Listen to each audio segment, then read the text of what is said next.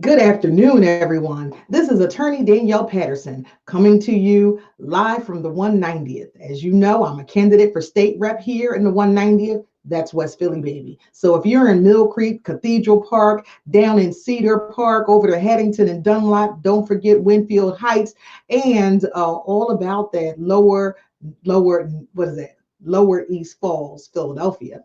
You are possibly one of my constituents that we're here to directly serve. But if you're a Philadelphian, we're here to serve you all because state reps do not function in a microcosm. We must all work together to try to get things done.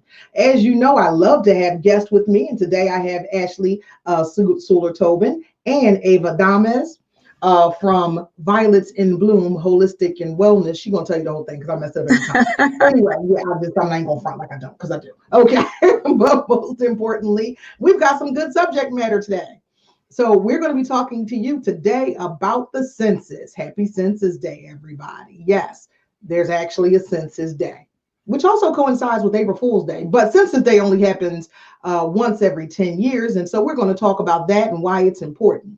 And then we're going to talk about something that's troubling a lot of households and a lot of individuals, and that's something called food insecurities. Now, when I first heard the term, I thought it meant something entirely different than what other people thought it meant. So it actually turned into a whole conversation about exactly what are food insecurities and how do we resolve them.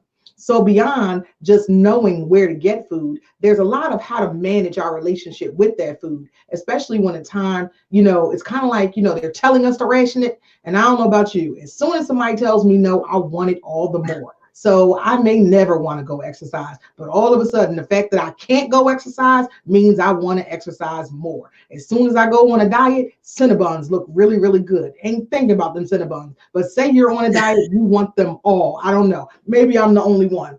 Because, once I saw that they were, 36,000 calories per each one, I was like, oh, I could put that down. But tell me I can't have a Cinnabon and I'm going to just want to just kill for that 36,000 calories. And right now, we're in the point where we can't get to food. We don't have access to it. And even more importantly, and I know I can't be the only one, when there was a run on eggs, that people were stocking up toilet paper, but like all I want to do was bake 19 cakes during the pandemic because comfort food, and there was no eggs, there was no flour. What are you people doing with this stuff anyway? I don't know. Why don't you have eggs and flour? I just that's a whole thing. But so I'm here with these two ladies, and we're going to have a nice roundabout conversation. Make sure that you join us down in the comments.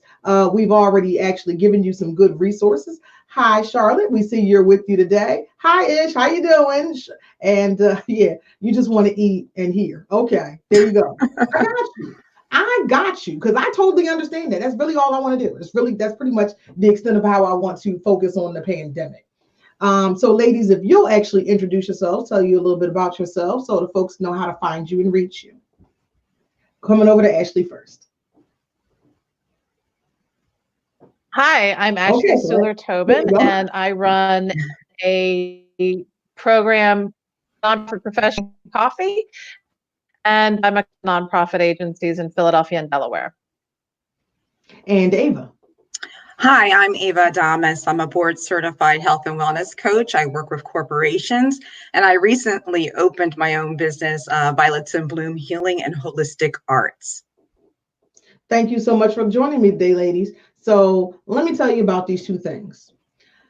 Ashley and Connecting Coffees will connect you to life. Like everything, any resource that you ever want to know, you can come to one of these Connecting Coffees, and there is somebody there who provides the resource, already does what you're doing, has already seen through the ups and downs of it, and can help elevate you to a new status, as well as find kind of the basis of what you're trying to do. So a lot of times, especially when you're dealing in nonprofits, you're dealing in an idea, right? So we want to get started with things. So what's going to happen now is that we're in the midst of this pandemic, and we are seeing so many like little, micro crises. Okay. Mm-hmm. So they're not the large scale ones, definitely, which is, our financial woes and our health woes. What's going to come from this is we're going to recognize, that childcare maybe shouldn't be tied and funded the way it is, because now we're going to have a serious problem with childcare agencies that are collapsing, that maybe our healthcare should not absolutely be tied to our jobs.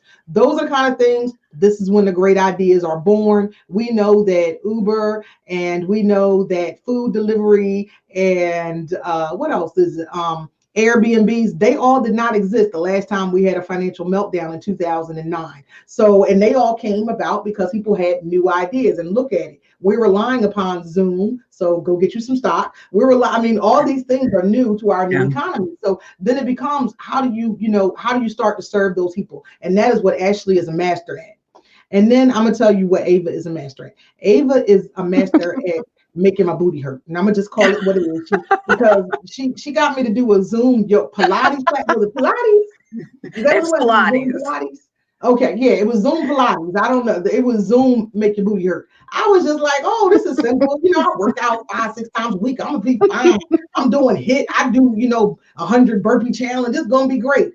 I don't know about these little circles to the right and to the left. I don't know what you was doing, but everything hurt. Okay. And it hurt for days too. Not even like it hurt like it was my first day at the gym doing squats. Okay. So you guys can, and she is an example of a business that was started in the midst of the economic crisis. She's going to tell you a little bit about her story. And she's had to find new ways to take advantage of that. So this is why she had me on the Zoom. And I'm going to tell y'all what. If you want to do something that you're not good at, doing it on the Zoom is great, because if I had to be in the Pilates studio looking like a beach whale, I don't know how I would feel about it, because I was rolling around all by myself and only Ava could see me. The other people couldn't see me, right? And then like that's how it happened. I think that's how it works. Yeah. Oh no, I could see you. I could see you. We were supposed to keep that a secret, Ashley. Don't tell me that you could, because I was just rolling around, looked like a beach whale. I ain't even gonna front. I just look like a beach whale. She was like rolled over, everybody else doing it all fast, and I'm over there like, and then you got to groan while you do it. But that's neither here nor there. So we're gonna get started. Today is Census Day. Let's celebrate. Every 10 years, we all come forth to be counted. Now, okay, we're pushing on Easter next Sunday, and I'm sure y'all know that was the first census, right? When Pontius Pilate decided that he was going to find baby Jesus, and so everybody had to go home to be counted, because they had to know, what tribe you came from, who you were related to, what your actual household was. And that's basically what a census is. That's what it is. But it's not so that they can go out and kill your firstborn, because that there's that going around Facebook too. And it is definitely not so they can decide who the illegal aliens are so they can come ship them out. This is not what it is. We're here to try and allay some of your fears about the census, because we want everybody to be counted. Why is it important to be counted? Being counted determines your geographical area and the resources that are going to go back there. That's basically what it comes down to. But it actually trickles down from the top to the bottom. So let's explain a little bit of that to you to make it relevant to your day-to-day. So now, y'all heard of this here thing called the Electoral College, right? So we know that there are so many Electoral College seats, right? We know that. And they are divided up between all of the states. That's how it goes. Now, where do they get those members of the Electoral College? They're based on the number of representatives that each state is allocated. Okay, how do they determine how many representatives each state are allocated? By how many people actually live in the state.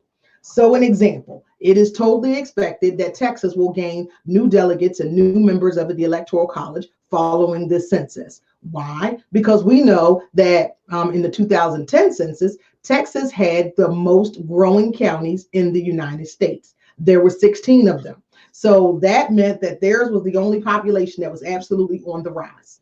And that's important, because now that means that Texas gets that more delegates in the Electoral College. Now that's on the national level when we're looking at, having the president.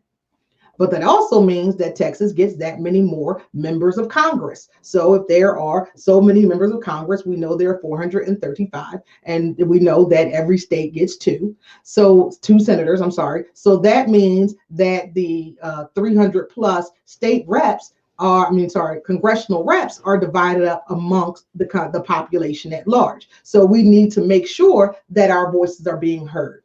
Now I'm going to take you to what matters most to us, because honestly, all politics is local. And I need you to remember that all politics is local. And I think y'all are seeing it right now. We having smaller government, and I don't know, I think Zakia Elizabeth today said, how's that smaller government working out for you? Well, let's see. Anybody got an unemployment check yet? Because there's actually a stay on them. And we're going to actually round up with some of that, because we talked about UC benefits ad nauseum yesterday. So the other thing that the census does, it determines how much your state is worth. Meaning, how many people are in it determines how much money you get from Medicaid and Medicare from the federal government. It means in your county, how much is actually going to Philadelphia versus Scranton versus Delco versus Montgomery County. Also, not just in your county, down to your neighborhood. They know what the health disparities will look like in your community. So they know that if we have this population so let's just take COVID-19, right? So what do we know? The health department in Philadelphia had determined that the rate of infections for African Americans in Philadelphia far exceeds our statistical demographic representation in Philadelphia. That's a mouthful. Let me break it down basically. If there are 5 white people and there are 5 Black people, okay, so that means that's a 50-50%. Blacks are being infected at a rate that's actually representative of 80% of all new infections. So that means that's outpacing our demographic representation in the city of Philadelphia. And the health department actually has reasons why. Why? We have lower wage jobs. We're more hourly employees. We're more likely to actually be not on the front lines as far as being the actual, medical healthcare providers, but we're the folks who are cleaning up the hospitals. We're the folks who are still, taking out the trash and the garbage. We're the folks who are still the Uber Eats delivery guys. We're the folks who are stocking ShopRite shelves. We're those folks, okay? And I say we, because we are those folks. That's the community that I live in. We are the service part of our service economy. We are not the people who have the benefit of being able to just work remotely in general. That's very, very different. So as a result, we're being infected. The other reason that we're being infected is because we have more health disparities to begin with. As you know, the sugar, the pressure, the gout, they all run rampant. And as soon as we put a "the" on the front of it, it's a Black thing. So that's just like Corona became the Rona, she's our girl and we own her, okay? So back to when we said that, we don't know any Black people that have it. I'm here to tell you that in Philadelphia, the Black people mostly have it, okay? So what do we need you to do? We need you to do something that you can do for the first time ever. This is huge. You can go to census.gov, census.gov, and actually fill out your census. And that's important because it's the first time we've ever done that. It's always been a very complicated affair and very laborious and time consuming. But you can also get help with filling out the census because you can contact your local census office and they will actually give you an informational guide. So we actually have one of my GHS girls, hot girls, who is actually the census recruiter. So there's even an opportunity out there for you guys to get a job, okay? So did you know that they're still actually hiring for the census? I was surprised at that. And they're hiring for a longer duration than was initially expected because the census deadlines have been either delayed or postponed. So that means they haven't even had the trainings to be able to train the individuals who are going to go out. So that extended the hiring time. Okay. So as of March 31st, the reason Census Day is April 1st is because by March 31st, everyone in the United States, every household was supposed to have gotten a census in the mail. So what's that census in the mail look like? And how do you know it's the official thing? And that's important because, some years ago, the Republicans, that's what they say. They say it was the Republicans. I guess technically I can't say. Allegedly, the Republicans had false census sent out so that people would think that they were filling out their census, sending them back, and then they weren't counted. Aha. And that was by design. So there were entire communities that were underrepresented. So that meant that there were fewer people at polls because, poll workers, because they weren't expected to show up there because they weren't represented in that county. Those are the immediate kinds of things. Health centers were moved because they were underrepresented in those communities. So what do you do about that? you know that you got an official census by looking at the piece of mail. So look at the letter and you will know it's official mail because it will say from the U.S. Census Bureau. And I know anybody can decide they're going to go do that. But this is the kicker. The return on the census letter is from Jeffersonville, Indiana. IN. I had to look, like I wasn't even sure what IN was because I've never written that before. I was like, I had to go check. It's Jeffersonville, Indiana is the return address. So when you get that letter, you're looking for those two things to make sure they're official mail. And if you have any questions, you can go to census.gov.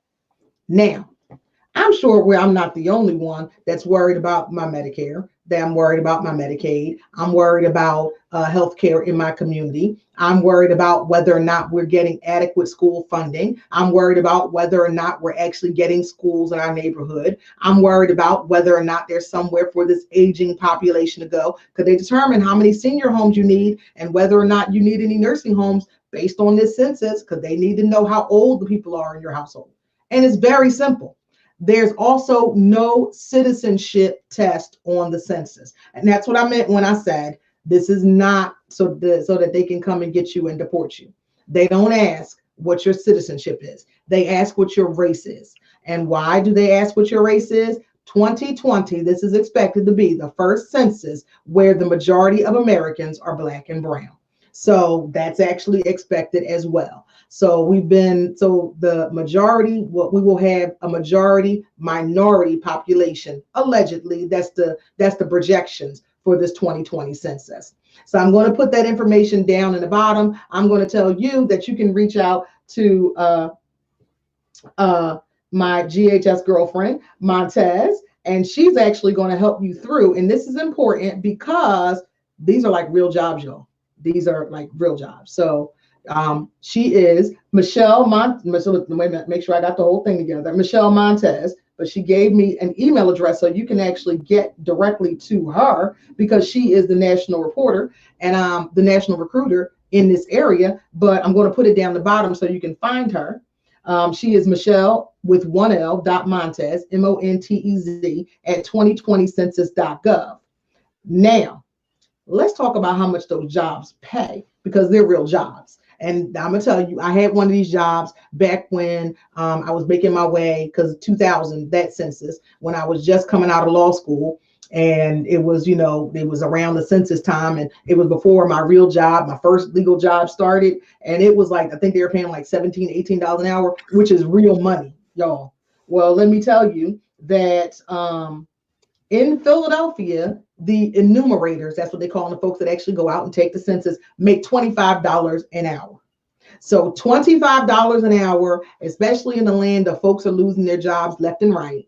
And it's contract employment that's guaranteed by the federal government. $25 an hour is really nothing to sneeze at, especially when they're going to adhere by the social distancing guidelines. So what I'm going to say to everybody is make sure that you reach out to Michelle and try to get in the queue for one of those jobs.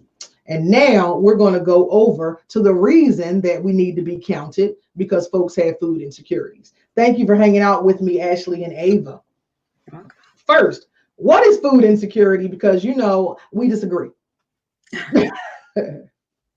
Well, I'll start off with that. It is a variety of definitions in itself. And let's just say from the United States Department of Agriculture, they define it as 2 grades, a low food security and then an even lower food security underneath that. So their low level sense of food security is an individual or a group of individuals' lack of knowledge on how to eat healthfully or what is good quality food. And in that group, I'm just going to stop you. Yeah, this is why I didn't know what you meant, because, okay, so let's talk about the security part of the food. Okay. Yeah. So they fussed at me yesterday and said, no talking like a lawyer. So we don't get to talk like the, holistic wellness chick. What is a security? We know how to eat and we know we don't know how to eat. Right. So help us out here. Okay. So the security that I'm referring to is a lack of maybe knowledge about what one should eat and the level grade of one.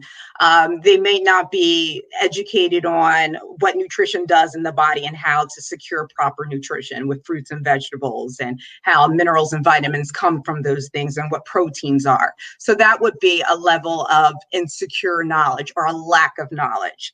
And that's what the United States Department of Agriculture defines as lower levels of food insecurity.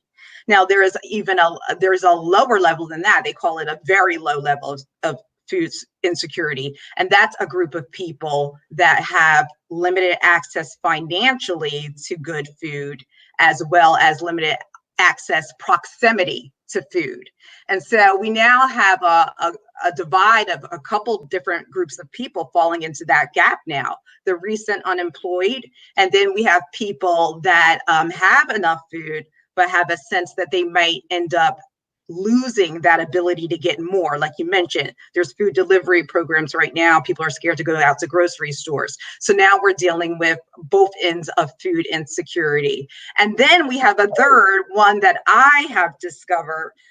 There's a group of people that have unrealistic ideas of what food insecurity is, and they may be hoarding food. They may be nervous about when they're going to get food next. They can more than afford it, but they're having maybe way too much and not leaving enough on the shelves for other people. And that could also include paper goods and items like that when we're dealing with the toilet paper situation and the hand sanitizer, because that's a whole nother mindset. And it's a for me style of a mindset. So that's pretty much the definition of food insecurity: the lack of financial means to get it, or the proximity of where you can shop, and then the knowledge based on how one should eat. I deal more so within the knowledge as a board certified corporate wellness coach. I'm talking with people about how they can eat healthfully all the time. And I know, Ashley, you mostly work with the other definition of food insecurity. Thank you. So Ashley, so see, I told y'all we all didn't agree. We all didn't agree. So yeah, in the nonprofit sector, we're most concerned about the people that are going hungry. So especially the families and children that don't have enough food because they don't have the financial means. Food pantries come into play, and there's a complex of providers that help get food who are hungry. And it's one of the reasons we're closed right now, because some of the children in Philadelphia get most of their nutrition from school. Well, you know, I'm gonna just break in here because you're breaking out for just a second, Ashley. So we're gonna try your mic in just a second again.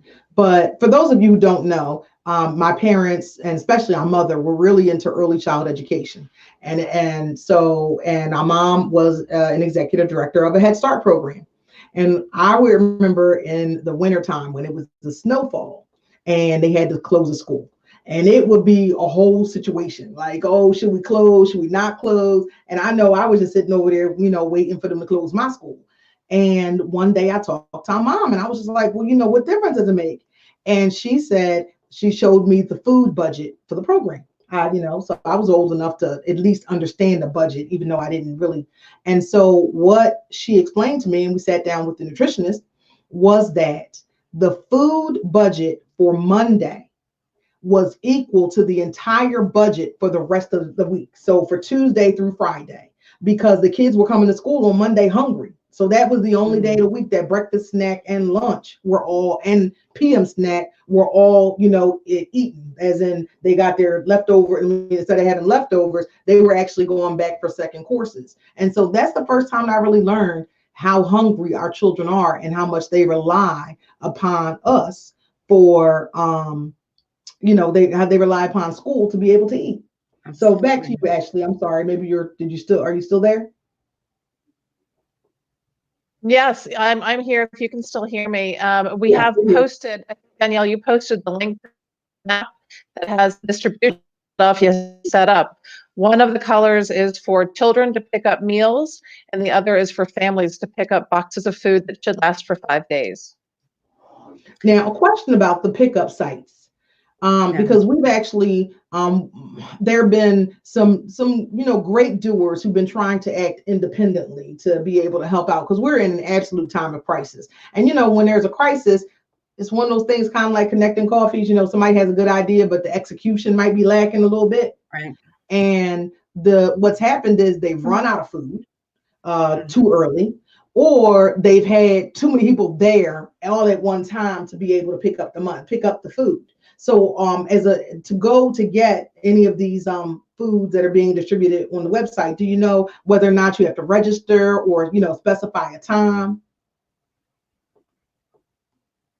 Understand that the questions asked, they don't have citizenship or anything else. You just have to go at the times that are posted on the website. Okay. And you know what? I like to weigh in on the people that have more than enough to give. If somebody's actually looking to serve or, to donate food, you can start in your own community, figure out what community food pantries they are within that aren't regulated by the government, the churches that are taking in food. I know it's a little bit with the social distancing that we can't really navigate the streets in that way, but finding out what's going on in your community so you can serve your community first. You can always turn to your social media groups within your community and find local information that way. And that's for the people that have more than enough food that they are willing to donate and get out there and to serve and help in that way as well. Well, what I personally did was I had some individuals in my direct community, folks that I've been working with a long time, and I knew that they were in very vulnerable population. Yeah. They're elderly, and somebody else is very, very ill. And I know they're not the kind of folks that can figure out Peapod and Instacart. They have no clue. Right.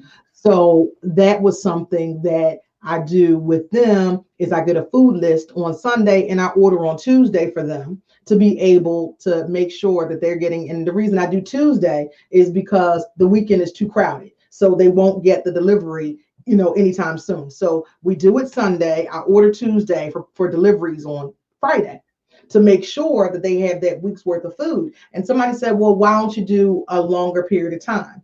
And then I said, because they don't have a means of storage. That's number one. So we don't want it going bad. But number two, I don't want to overwhelm them, because one of the problems with the hoarding is the more you have, it's not necessarily just the more you eat, but it's also the more fear I think comes to you. So absolutely, so I felt like, so it's like I've got to have, not only do I have to have these things, I've got to keep all of these things. Like we have to be at these levels to function through the pandemic. I don't know if that's making sense to anybody, but it's kind of like if you've always got a case of ramen noodles always in the pantry, and then you open up that case, you think you don't have any ramen noodles. Right. And I had to learn that one for myself, because I was definitely one of the people that feel like, I need a case of ramen noodles. But you do need a case of wine. You always have to have a backup case of wine. I don't know. That's actually a necessity out there. You have to have backup wine. Okay. Exactly. Now, Ava, so what are the kind of ways that we're mastering, your type of food insecurities, trying to keep people on track with, trying to eat right and not, totally destroy entire eating habits, because we're going to come out of this pandemic. Yeah, well, you mentioned when you have more than enough food, you may be more inclined to eat more, right? You mentioned that, especially when you have an abundance of food, and then you have some time where you're at home and you have a whole lot of time to be bored or to work, and sometimes the only thing you can control is what you're eating, and we end up having a lack of control because we have access to our pantries and our kitchen so close to us. So one of the things that you can do to keep yourself on track so you don't overeat is keeping a schedule, just like how you would if you were going into the office or going into your workplace and you only had a specified time to eat. Stick with that specific time that you're going to eat your food, whether it's breakfast, lunch, dinner, stick with that. Also limit your snacking, limit the diversity in your food. If you need to keep it far away from you or keep it in, your stockpile, you don't have to go into your stockpile. Oftentimes when we have a variety of foods, we typically want to eat more of those foods. You want something salty, you want something sweet. Just limit what you're trying to eat every day. And it's a great time to also utilize the time that we have to do some acute meal planning. Know what you're going to have on Wednesday when it's only Monday. Know what you're going to have by the weekend when it comes to being Thursday. So that's one way to ration out your food. Also donating to the food pantries and having a contactless delivery kind of system. And again, we don't always have to rely on the government. Go into your social media community groups. There's all kinds of ideas of contactless ways in which you can drop things on people's porch. You can figure out what the local school system is doing, because like you said, a lot of the kids are relying on that school lunch program. So I know within my community of Montgomery County, we still have our community office open for donations. So turning to your social media groups and creating that community feel again, and being your best neighbor and helping out your neighbor really needs to come back around. I know I said a couple different things, but let me just review that. Meal planning, making sure that you're eating on a schedule that resembles what you had before we started this whole shutdown at home kind of thing. And in addition to that, what I didn't mention was also making sure that you're eating in good portion control to avoid overeating. That would be making your meal, planning it in advance, and putting it maybe in a container that's already, portioned out for oneself. And then the other thing review that I said was finding out what you can do with your excess food, because we still know that the supermarket still has quite a bit of food. We're not in that kind of dire strait yet. It's one thing to not feel that you can't have access to food when the grocery store is not open, but it is still open as long as you're being safe and mindful about your due diligence and practicing social distancing. You can still acquire food. You can also get it on home delivery. But those things, donating what you think you have in surplus, scheduling out your meals, and practicing good portion control. And then there's another component of stress management. Oftentimes we look for food when we're feeling insecure, in that way of dealing with anxiety and emotions when it pertains to eating, and the fear of the unknown of when we're going to be able to come out of our homes, when we're going to be able to narrow the gap in social distance behavior. Is this going to be our new normal, staying shut down and staying in? All of these emotions can impact how we eat also. So taking pause, taking a break to assess how you're feeling, owning how you're feeling, and then try to distract yourself with some kind of timely techniques. Exercise, read a book, call a friend, get those emotions out in other ways. Those are also ways to help. That's that where I gotta find a book. Listen to Danielle's broadcast. Watch the replay. How about that one? Learn how you can be your best self-advocate by doing more research online, things like that, to help keep those unrealistic hunger pains, and they're not really hunger pains, but cravings, at bay while you're at home. So when I was, being a fit chick, because y'all may not know, I'm really a fit chick. I'm like you are. I'm a fat fit chick. I mean, it's okay, but actually really planning out my meals, I was in a serious calorie deficit, and I was never hungry. But if anything, I think I got on everybody's nerves, Ashley's included. Oh my God, it's time for a protein shake. I gotta have a protein shake right now. So, and that's kind of how that learned behavior. So I had this learned behavior of these foods. So what happens? Crisis 2020 hits, and I immediately just leave everything that I know better about down by the wayside. And what happened? Now I was sitting around, and I wasn't planning my food. I had no idea what I was going to eat next. And then I'll wait until I was in crisis hunger. Yeah. So it's like, when you're about to crash, and it's like, I just got to eat something, which was all the wrong things and led to more of the wrong things. And then, then you go sit on the sofa and wonder why you can't get off it. Well, because I haven't ate 15 carbs and I feel like the sofa. Right. I feel like the sofa.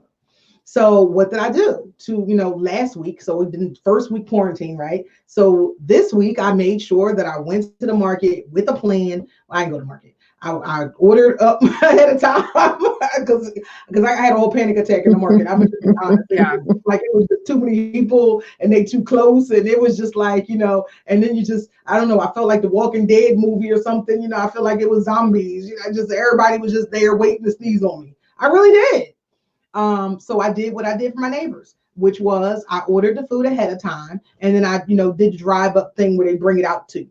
So that's Right. what I ended up doing. But I knew what I was having every single day this week and had planned for, 2 and 3 days at a time. Now, when I was doing my Fit Chick thing, I was planning, a week at a time and only cooking once. But now the actual act of cooking gives me something to do.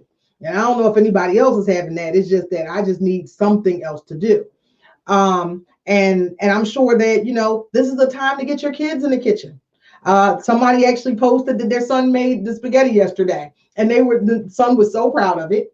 It made it easy to sell leftovers because he made it already. And, spaghetti stretches. So his son was learning a little bit about, what can stretch, what's a multiple meal, as well as how to feed the family. So those were all good lessons, Ashley, do you have anything else to add? Because I'm really interested in the resources, how to help people, but also kind of the mindset that has to go there. A lot of us really feel some kind of way about what we call charity, right? And I can't ask for help. A lot of these, the numbers, when you call them, they don't really ask for any identifying information for your file. Was that true?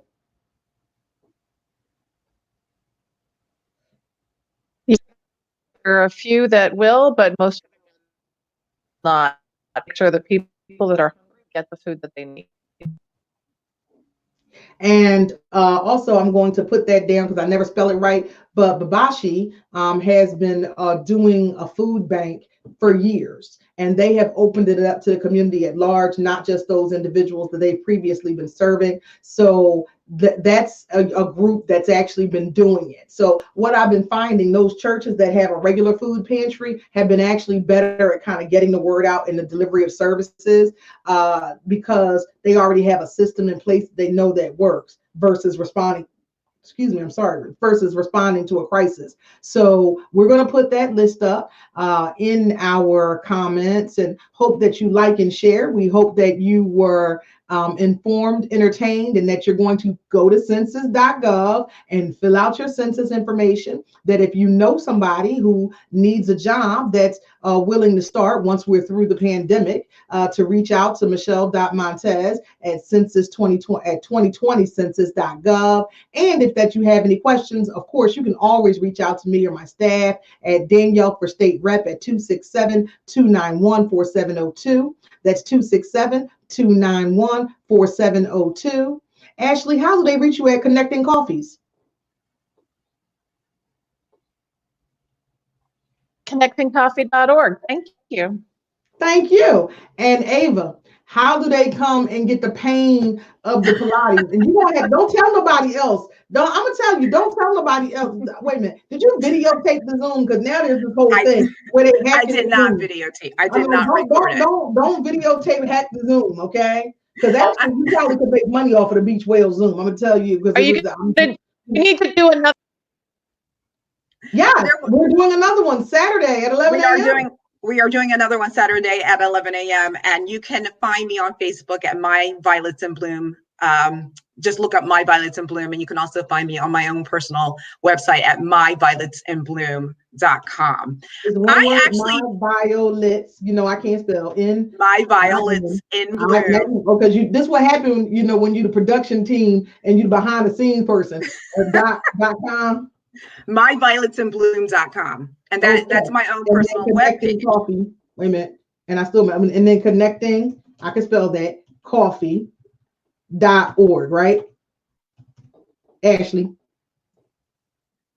Okay, just making sure it was an org. Danyl, can I just state one more thing? Yes, ma'am. I think that I've been having conversations with my own personal circle and my own personal network that what you do at this time and when we come out of it is it going to be what you've done for the betterment of yourself, or what you've done or what you haven't done that you're going to need to conform and change once we come out of this. And right now, this could be a time for you to work on your wellness and to learn how to eat better, or to manage your stress, to learn a new craft. Give me a job in the middle of this pandemic You want me to be responsible for myself? What kind of stuff is this? I'm just saying that this might be an opportunity for you to increase yourself for the betterment. So when we come out of this, you want to always feel like you use your time wisely. And that's just, I just want to leave your viewers with that. Just focus on using your time wisely. And having said all of that, this is Danyl Patterson, candidate for state rep in the 190th, West Philly, baby. Together, we will do better. Thank you so much. Thank you, Danyl.